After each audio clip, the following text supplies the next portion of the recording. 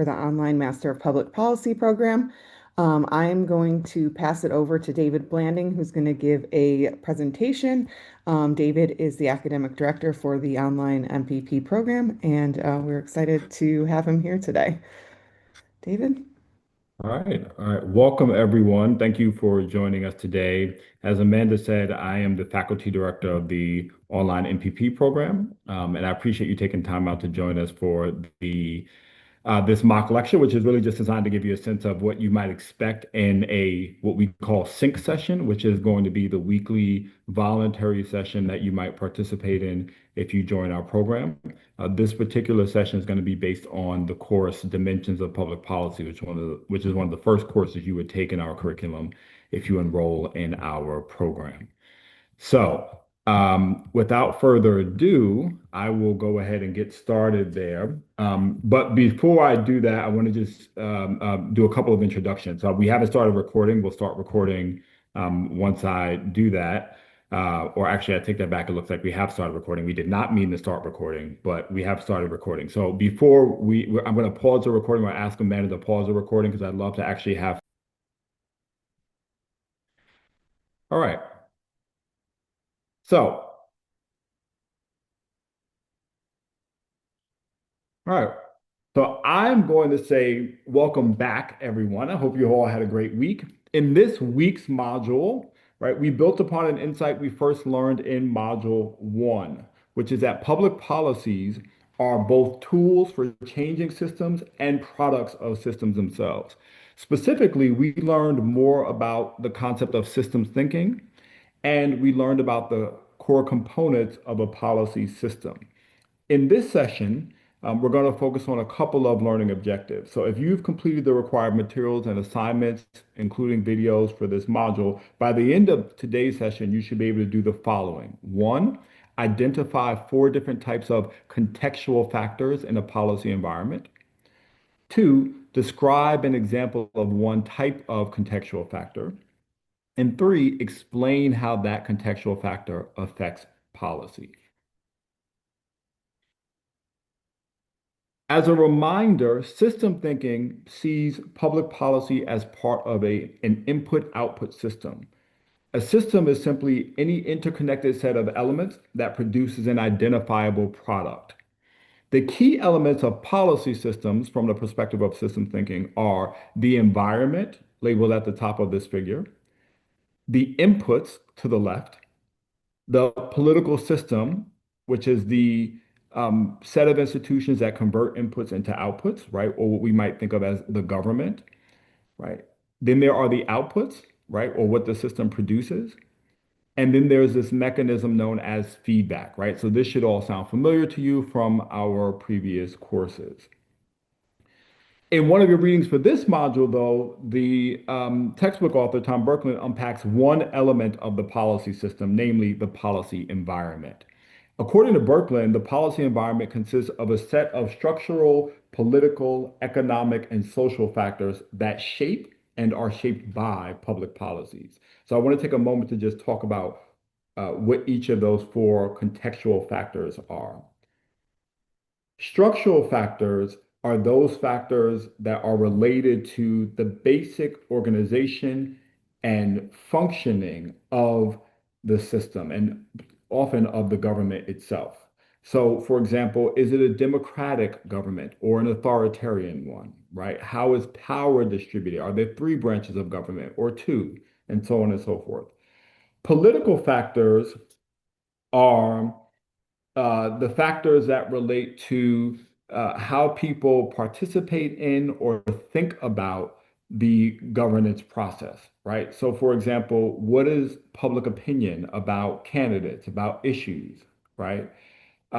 Or how many people have voted in the last election, or which party won the most votes in the last election, for example.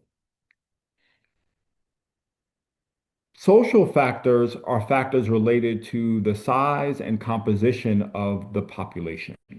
So, for example, how are people distributed across racial categories? What's the age distribution of the population? Are we leaning toward an older population or a younger population? Is the population itself growing or declining? Are birth rates growing or declining, for example? And lastly, economic factors are factors that relate to the health and performance of the economy. So, for example, is inflation rising or falling? Is the unemployment rate rising or falling, right? Do we have a budget surplus or a budget deficit? Do we have a trade surplus or a trade deficit? And so on and so forth. So these factors, again, are the key areas in which we can define or through which we can define the policy environment within a policy system. I want to call our attention specifically to one of those factors in today's session. I want to dive more deeply into what I've circled here, which is into the concept of structural factors. Structural factors, like the other kinds of factors, affect policy creation and change.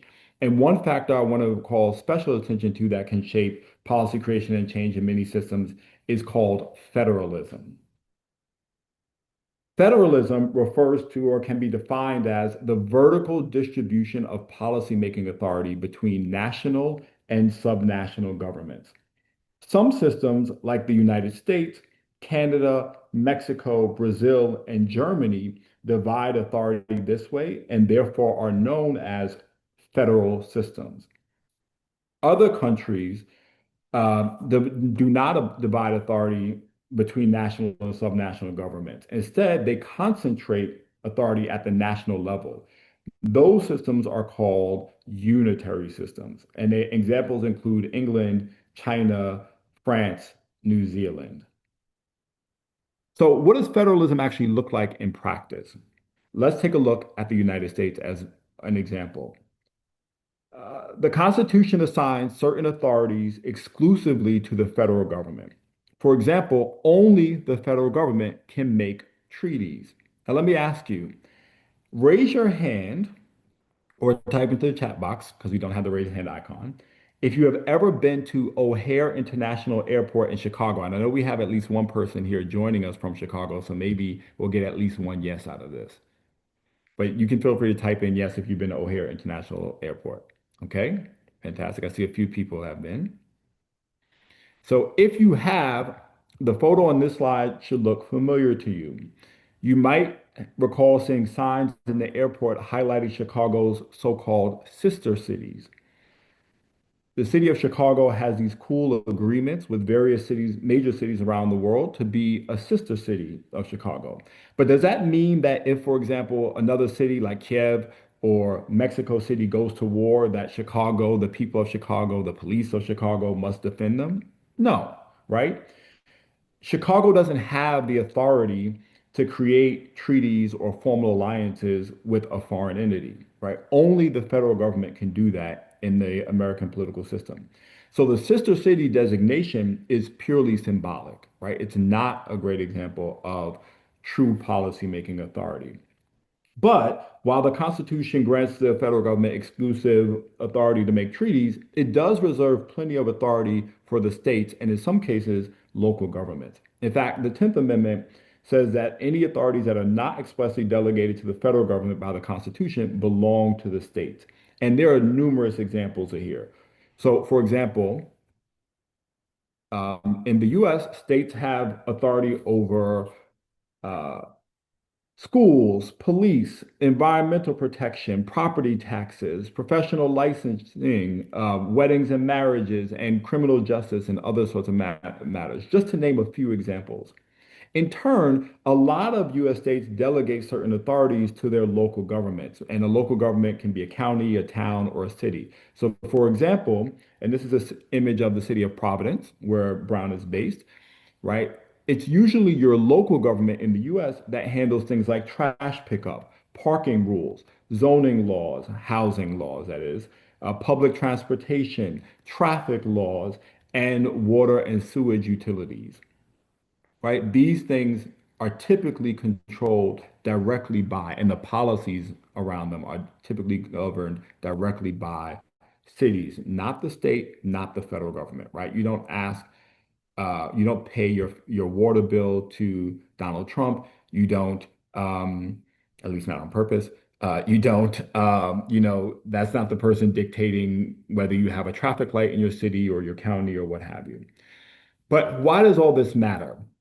Right? In other words, why should you care about federalism as a future policy leader? Well, there are several reasons, actually.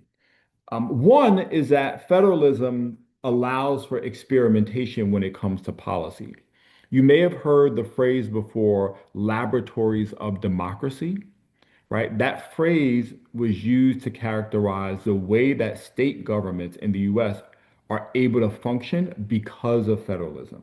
Multiple states at any given time can have different policies, right? Quite literally, you can be in different time zones or not based on what state you're in the United States, right? So everything from whether recreational marijuana use is legal to how old you have to be to purchase certain things to whether you can purchase certain things really is dictated by states, whether you can play the lotto or that sort of thing. But that allows states to experiment with different kinds of policies and then maybe find out which one is most effective in some way. So healthcare laws or that sort of thing are things that different states experiment with, and then it helps the federal government or other entities figure out which is most effective.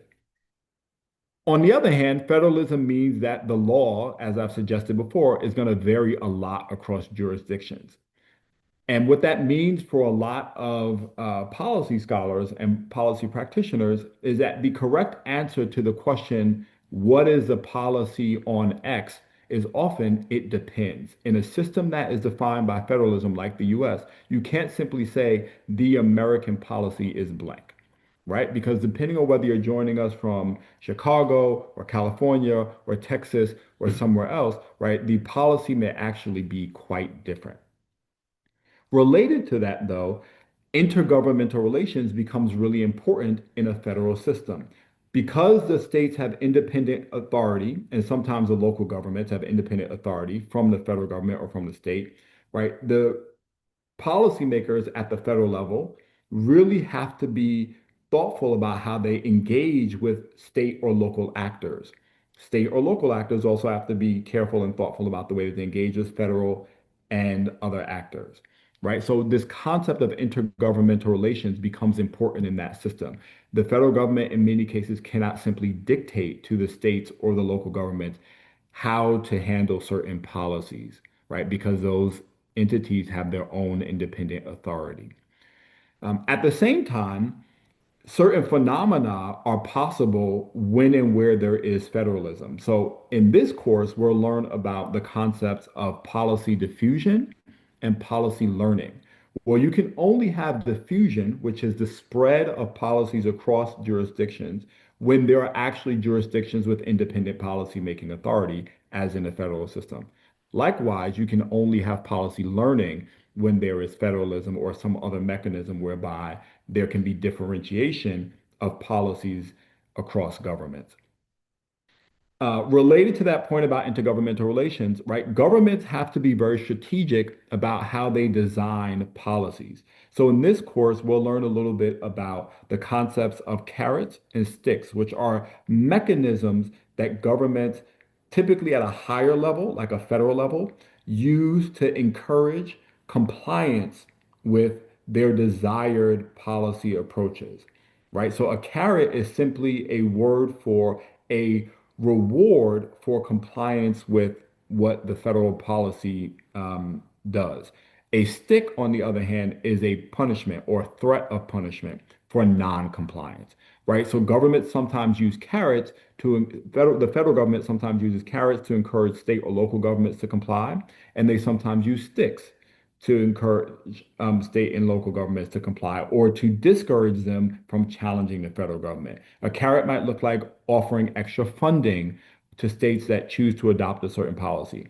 Conversely, a stick might look like cutting funding or threatening to cut funding if a state does not adopt a certain policy, right? As a quick example of a stick, a famous quick example, the reason that in the United States, the legal age for drinking in every state is 21 is because the federal government used a stick to compel states to change their legal ages for drinking to 21 after a campaign where it was the deaths related to drunk driving were brought to the attention of the federal government. The federal government could enforce people, states that is, to raise their legal ages for drinking, and some of them had them much lower than 21 originally, right? But what the state said is, if you do not adopt this change, then we will cut funding for highways in your state that are otherwise funded by the federal government.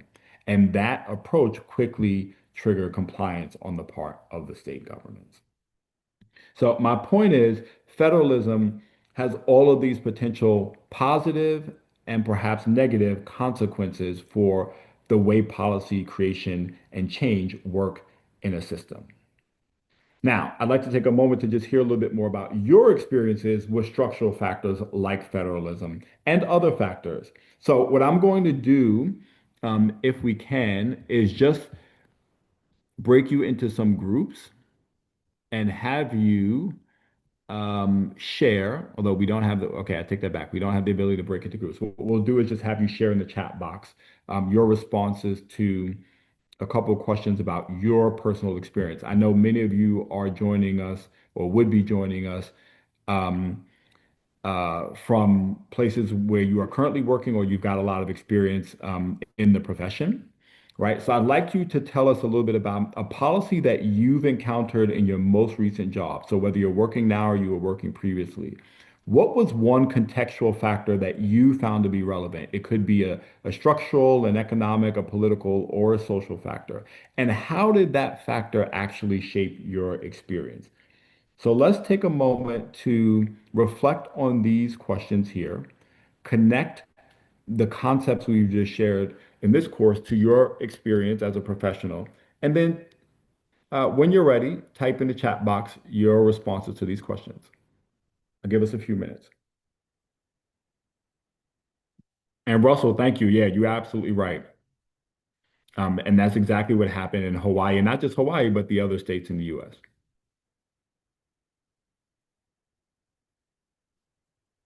Thank you for sharing that.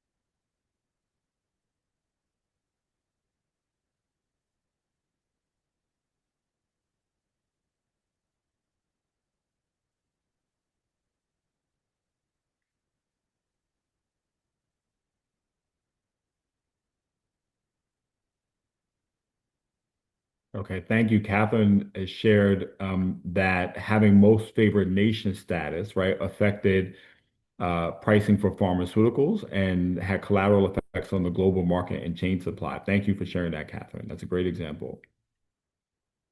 Any other examples of policies you encountered at work or in your professional life where contextual factors were relevant?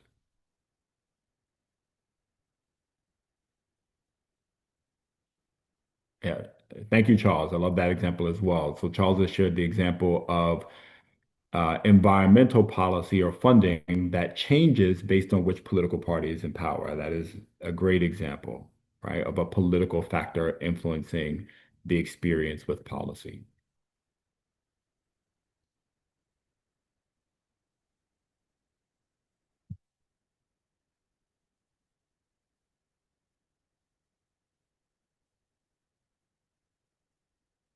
Ah, yes, Jessica, you get this is a great example. So you worked on home modification approvals for people with disabilities, and you had to be cognizant of whether the project was taking place on tribal land because the regulations were different. That's right. In the US, which is what I assume you're talking about, although I believe there are some similar set-asides in Canada and some other places with indigenous populations and sovereign agreements with those.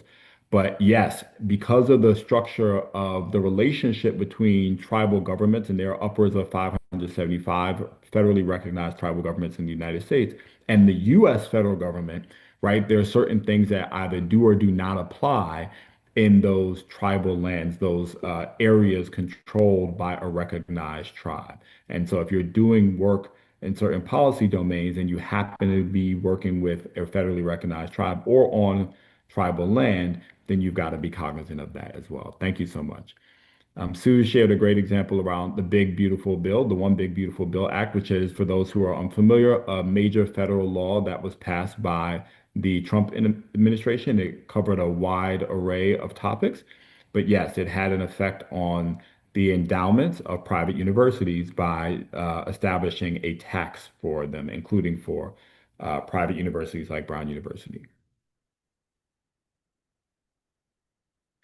Basile has a great example of the National Automotive Master Plan. I'm wondering if you can elaborate on that. What was the circumstance there? What was the factor that you thought was relevant? Was it a structural one, a political one, an economic one, or a social one? And how exactly did that shape things?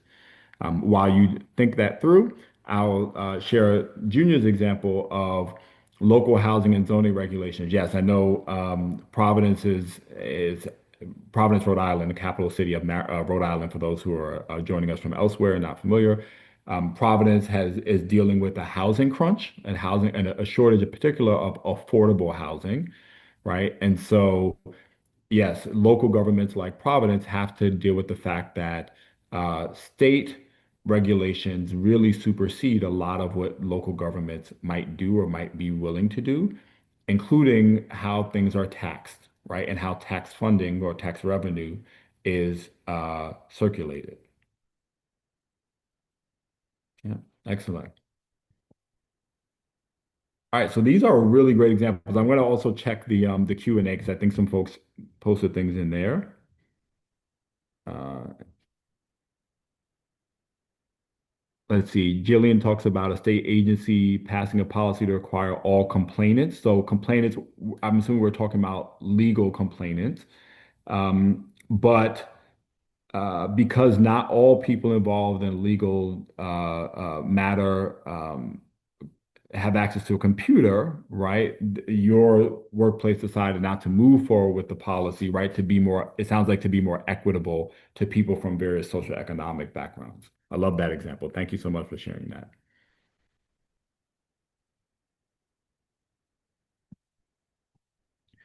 All right, and then Sembolo gives the example of a 30-day turnover case processing and implementing programs. So there was something related to verification and assessment.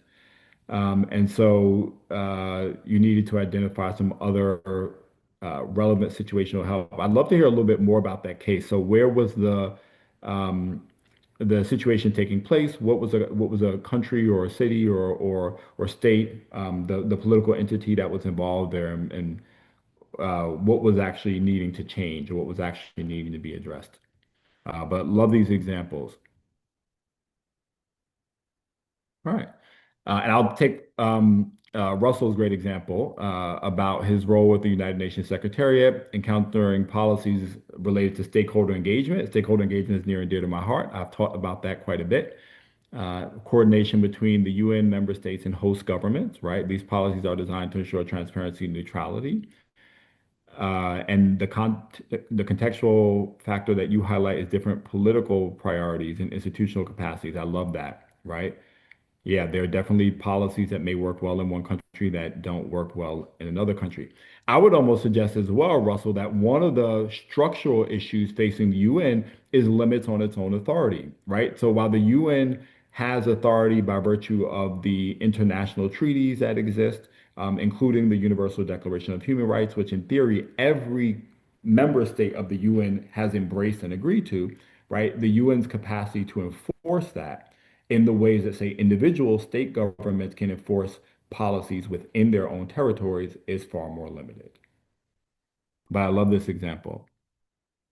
Yes, so your experience enforced that successful policy implementation depends as much on diplomacy, relationship building, and understanding local context on the policy itself. I love that. That is exactly one of the takeaways I think here, right? That successful policy implementation really hinges on understanding the policy context or the policy environment. And so in this course, we do spend a good amount of time making sure that we understand, right, what the policy context is, right, what structural, political, economic, and social elements are bearing upon that policy context, and then think critically about how those might actually shape policy creation and policy change. So you're all really, really capturing the reason that something like federalism and other structural factors are likely to be important. So thank you for that.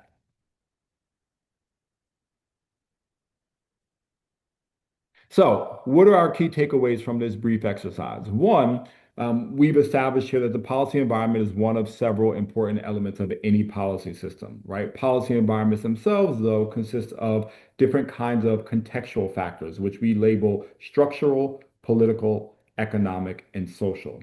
And within the subtype structural factor, are factors like federalism. There are many, many others, right? So we haven't talked about in this session the separation of powers, right? Which is another way that you can distribute policymaking authority, but instead of being happening vertically between subnational and national governments, it happens horizontally between governments or branches of a government that are co-equal. In the United States, we separate authority between the executive, legislative, and judicial branches, right? That's a structural variable. Not every political system around the world does that. But the point is, federalism is one of those structural factors that can shape public policy.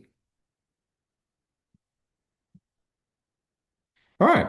Are there any questions as we wrap up our wonderful session today, our wonderful mini lecture? Um, Before we wrap up our session and talk about what might be next in the course.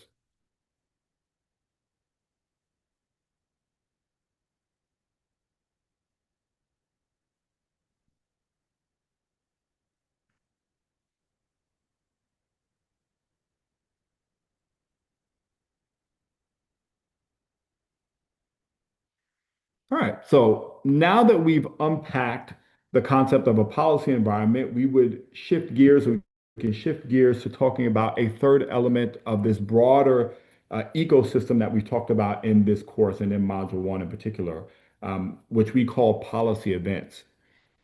So we'll start on that next week. And in particular, where our focus will turn toward the concept or the phase or the event in the policy process known as agenda setting. For the purposes of this, I've left off the readings, but normally, as I conclude a sync session, I might highlight the key readings and or videos or other materials that you would read or engage with in preparation for the next sync session. So with that, I'll stop here. We will stop sharing the screen.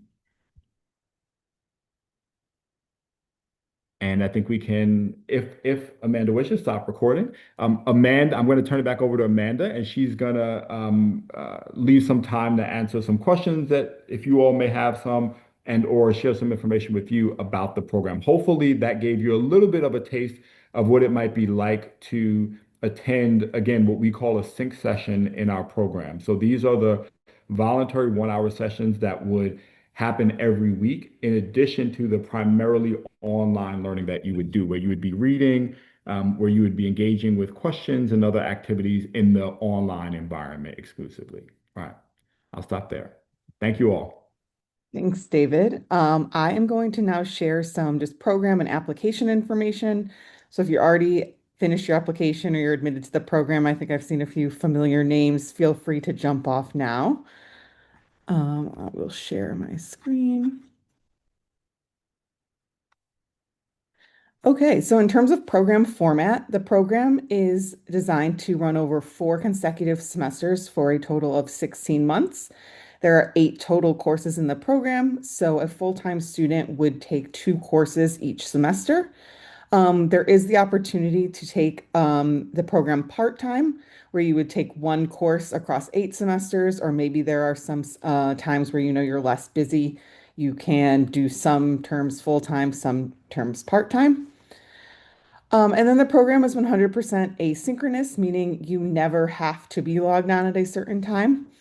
All of the coursework will be found in Canvas, but as David just demonstrated very well, there are weekly optional synchronous sessions that are extremely valuable because they give you the time to um, get that face time with the faculty member that's teaching the class and also your the other folks that are in the program. So unlike today, you'll be in a like traditional Zoom room, so you'll be able to see all of everyone that's in the class face to face and go into breakout rooms and really get to know the people in your program and learn from them as well.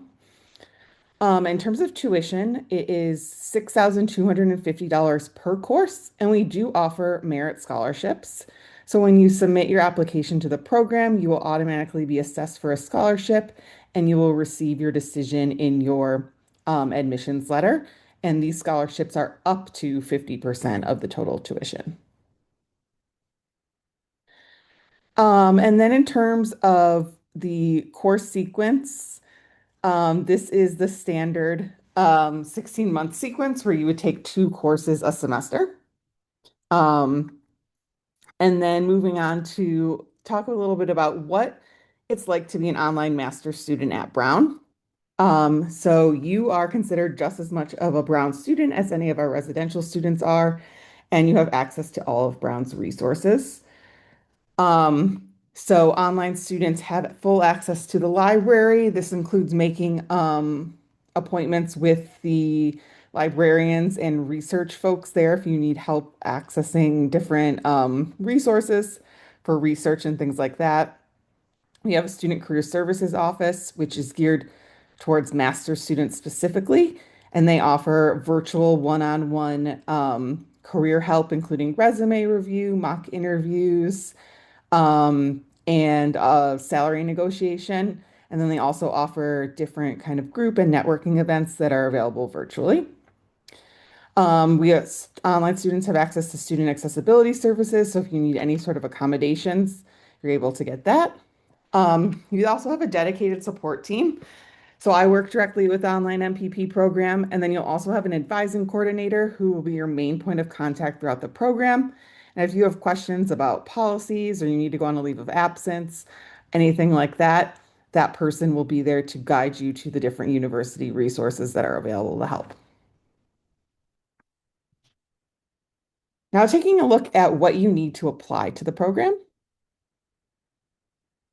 So you will need a bachelor's degree from an accredited institution, and then we will require your transcripts. When you apply, you can use unofficial transcripts uploaded directly to the application, and you will need to submit transcripts from everywhere that you have received or that you've taken classes, so we can see the grades for all institutions. Once you are accepted, you would then be required to send in your official transcripts before the start of your first semester. In addition, you'll need to submit a resume or a CV. We do require 3 years of professional work experience to be admitted to the program. So that should outline your academic and work experience history. And then you will be prompted to enter contact information for 3 references. At least one recommendation letter should be provided from a supervisor or manager, current or past. And if you are newer out of school, we would love to see an academic reference, but we know that some folks have been out of school for a while and may not be in contact with faculty members anymore.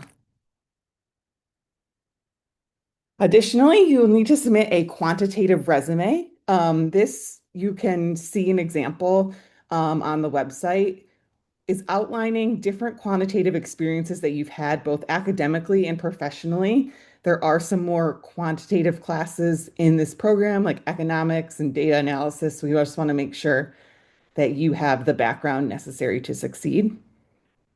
And then there'll also be a place for you to upload your personal statement. I'm not going to read the a whole prompt here, but we encourage you to stay below 1,500 words. And you're really just explaining your background and how you think this program is going to help your career and why Brown specifically. There are a lot of online MPP programs out there and similar. And so we want to know what exactly is drawing you to this one. And then in terms of prerequisites, we would like to see 1 semester of college level statistics with a grade of B or better and completed with in the last 5 years is recommended.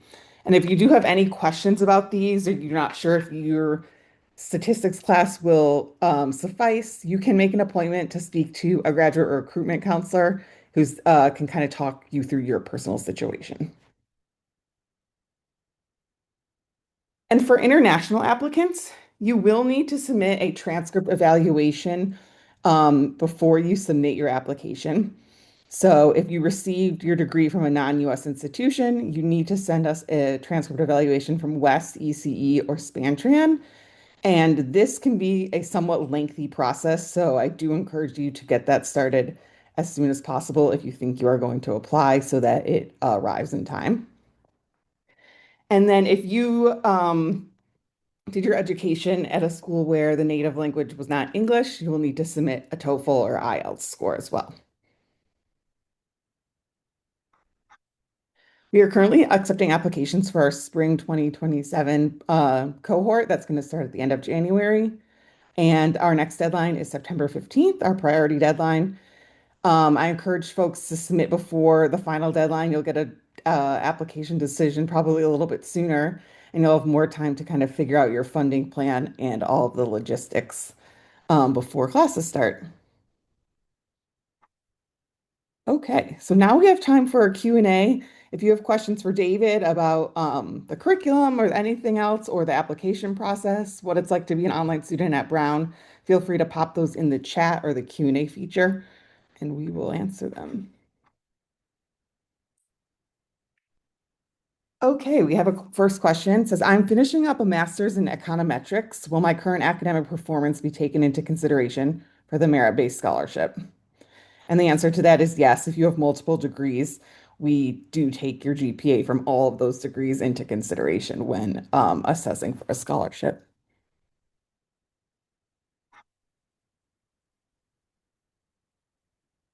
Thank you, Russell. I'm glad that this was helpful.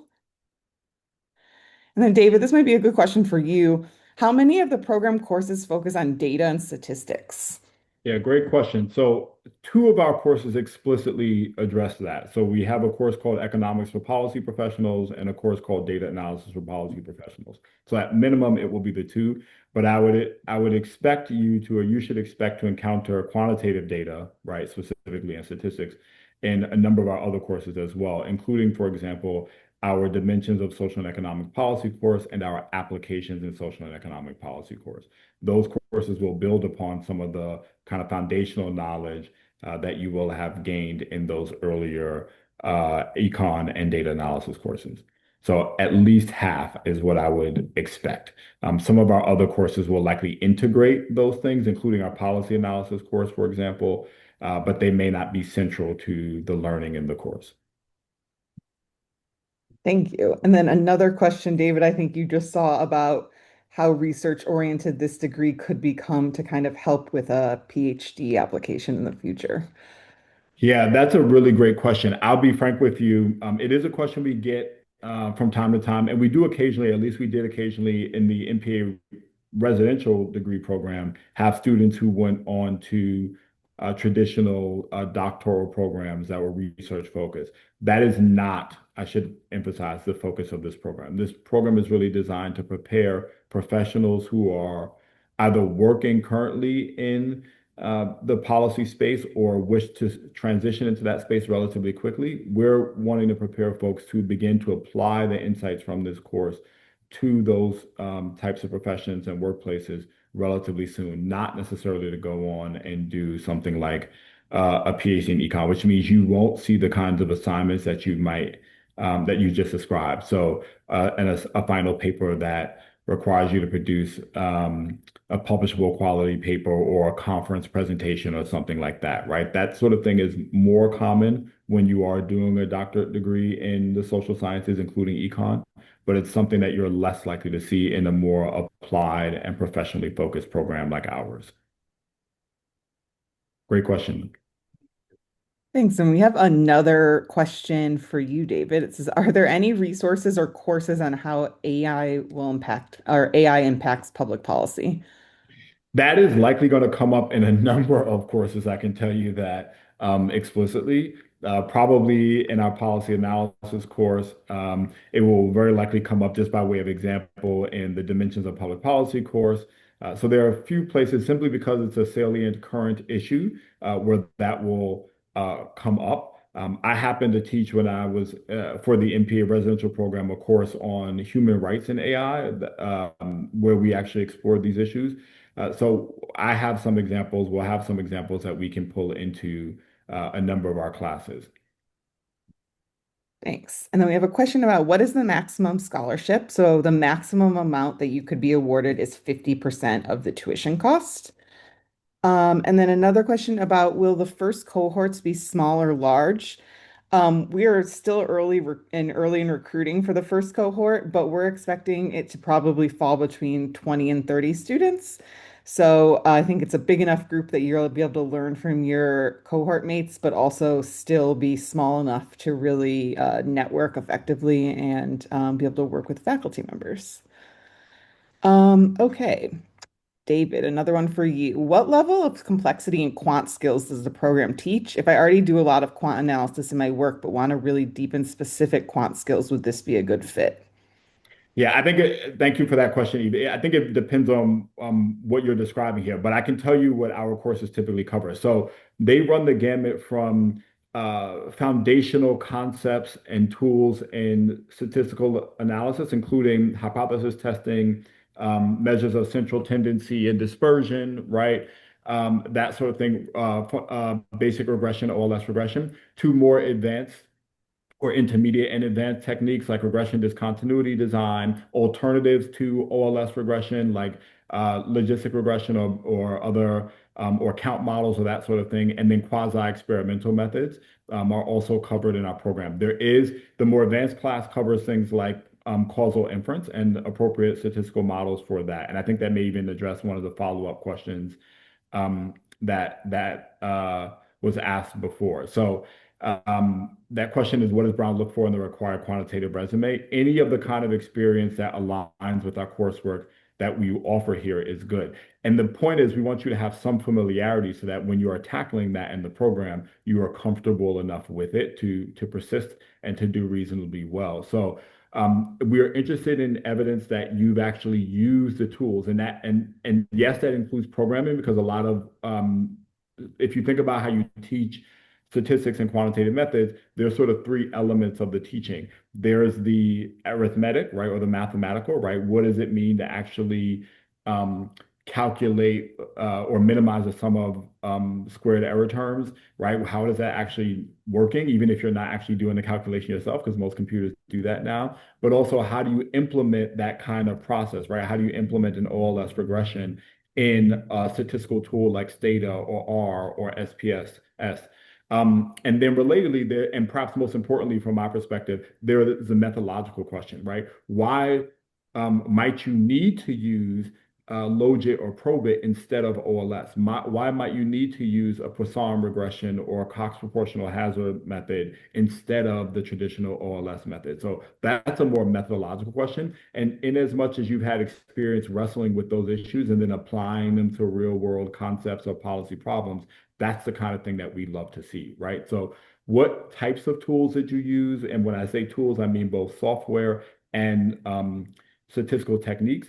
And then what sort of things did you learn and what was the context in which you were applying it? Were you looking at a policy question? Were you looking at a non-policy question? All of that stuff is going to be of interest to us. Great Thanks. question. And then, David, is there instruction related to grant writing, either the writing aspect or the reviewing aspect? I'm afraid not. That's probably not something you're going to encounter in this program. It is an important skill, and it is something that we do cover on the residential side in our nonprofit management course. We don't yet have a course in the version of this that's going to launch on nonprofit management, but that is something that I think we could explore in the future. But no, unfortunately, that's not something you're likely to encounter in this program. Okay, another curriculum question. My work experience is in the development sector, particularly in climate philanthropy, focusing on policy translation. I would like to know if the MPP curriculum covers climate or energy. Yeah, that's a great question. You will likely encounter issues related to climate or energy in a lot of different courses throughout the program. Again, Dimensions of Public Policy, which is sort of the foundational course, is likely going to touch on a lot of different issues, climate and energy among them, just because, again, it's such a salient issue. And the point of that course is to provide you an overview of a lot of different salient issues.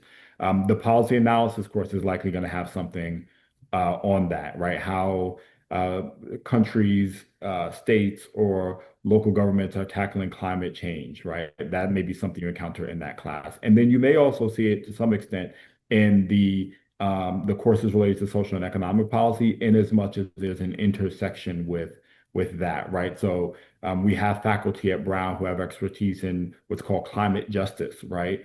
And so you may encounter those things in those classes. Thanks for that question. I hope that answers your question. Great. And then we have a question. Because the program is online, how does Brown help students build serious relationships with faculty, alumni, and peers? Are there structured mentorship opportunities, small group discussions, alumni networking events, or career advising sessions? And yes, so a great example is the synchronous sessions every week is going to be a great time to really get to know your faculty members and have those small group discussions with the other folks in your cohort. Additionally, the faculty and TAs all hold weekly office hours. So you're able to jump in there if you have questions or you just want to get a little bit more face time. In addition to that, like I mentioned before, we do have the Career Center, which offers virtual appointments for career advising, resume review, mock interviews, things like that. And then they also do host some networking events virtually as well. And then I know in other programs, we've organized more social kind of events online. We held a trivia night earlier this semester. We've had some lunch social hours. And then we've also worked with students that are near Providence or we're traveling to Providence to help them organize ways to get together in person.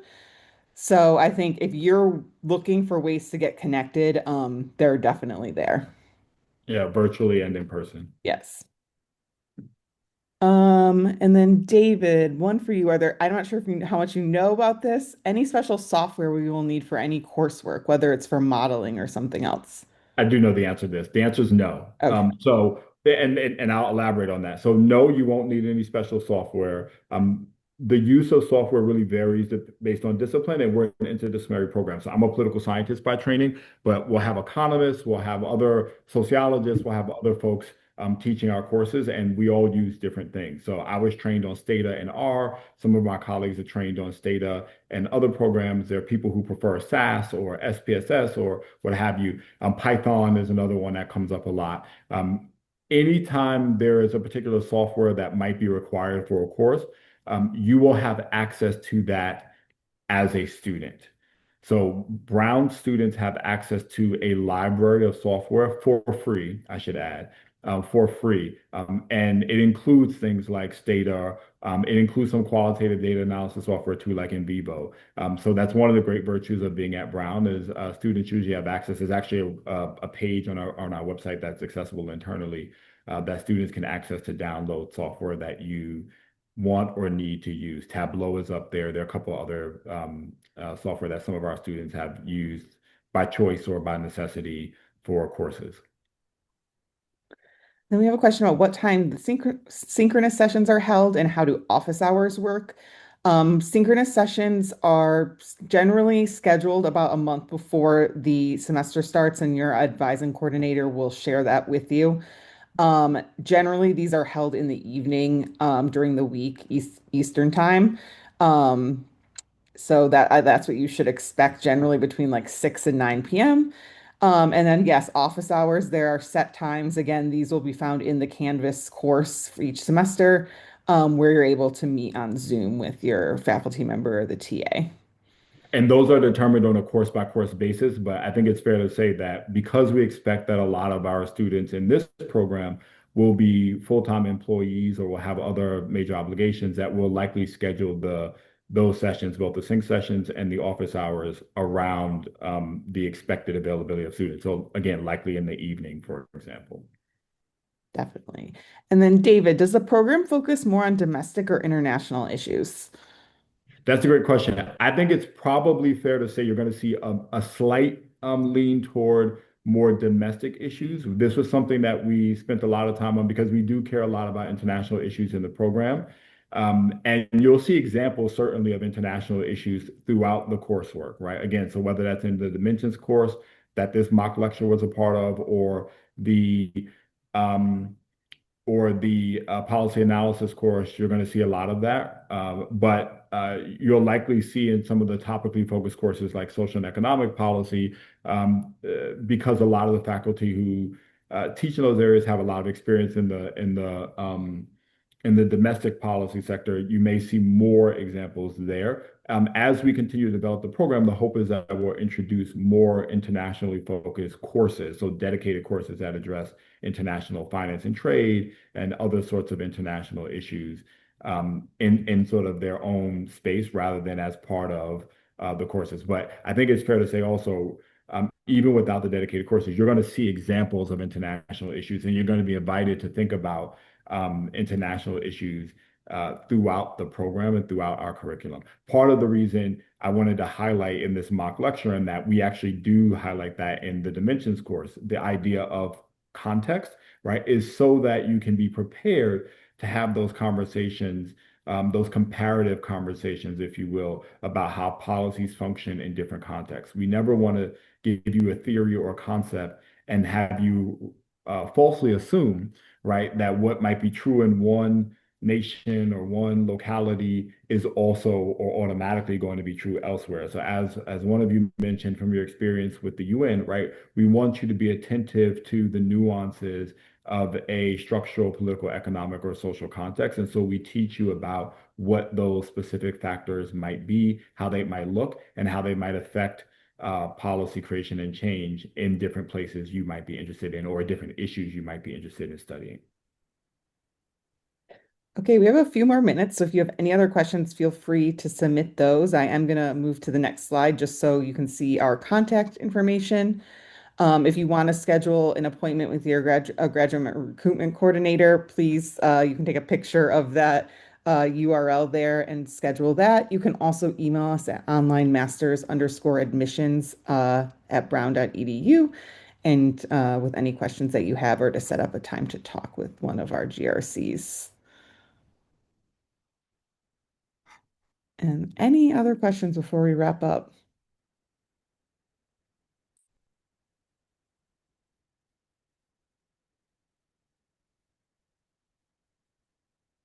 Great. Well, thank you all for joining us this afternoon. You'll receive the recording of this over the next couple of days, and we hope to see your application come through soon. Have All a right. good one, everyone. Thanks, everyone. Great to meet you, and thanks for participating.